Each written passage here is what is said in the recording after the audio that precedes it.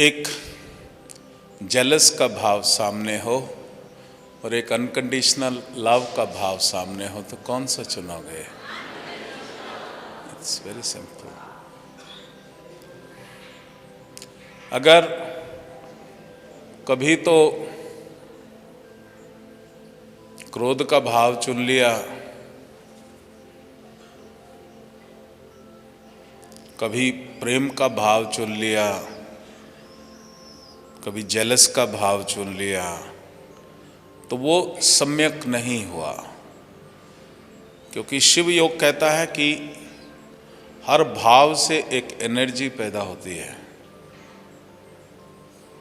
या तो वो पॉजिटिव एनर्जी पैदा होगी या नेगेटिव एनर्जी पैदा होगी। तो ऐसा नहीं होना चाहिए कि कभी पॉजिटिव एनर्जी पैदा करी, फिर नेगेटिव पैदा करी, फिर पॉजिटिव करी, फिर नेगेटिव करी। उसमें डिस्टर्बेंस आ जाएगी। और कुछ चैंपियन होते हैं जो टोटल ही नेगेटिव एनर्जी पैदा करते हैं, उसमें डिस्टर्बेंस नहीं आती, उसमें तो पूरा ही तबाह हो गए, कुछ अच्छाई का मतलब ही नहीं।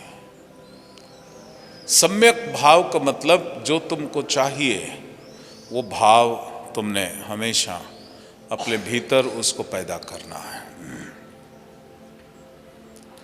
तो वो भाव हमेशा पैदा करना जहां से पॉजिटिव एनर्जी पैदा होगी।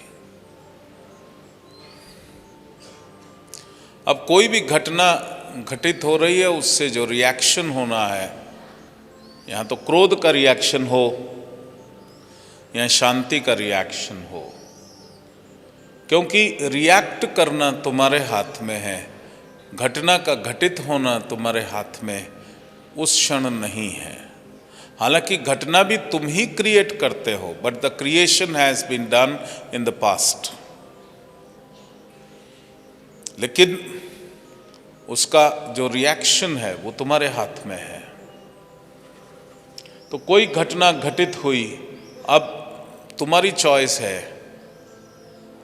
तुम कहोगे ऑब्वियसली उसने गुस्सा दिलाया, मैं गुस्सा हो गया। उसने गुस्सा दिलवाया, वो घटना है, और तुमने क्या होना है वो रिएक्शन है। Choice is yours. तुम शांत भाव रखोगे या क्रोधित रखोगे? बोलो।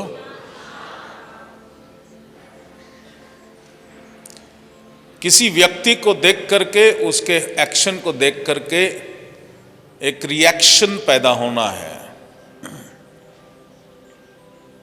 वो रिएक्शन या तो घृणा का होगा या प्रेम का होगा। हम अक्सर, मैंने कहते हुए सुना है लोगों को, उसने नफरत पैदा कर दी है, अब उसको नफरत होती है उसको देख के। उसको कोई फर्क नहीं पड़ता, लेकिन जो तुम्हारे भीतर पैदा हो रहा है उसका फर्क पड़ता है। तो रिएक्शन नफरत या प्रेम, घृणा या प्रेम, तो क्या चुनोगे? बोलो।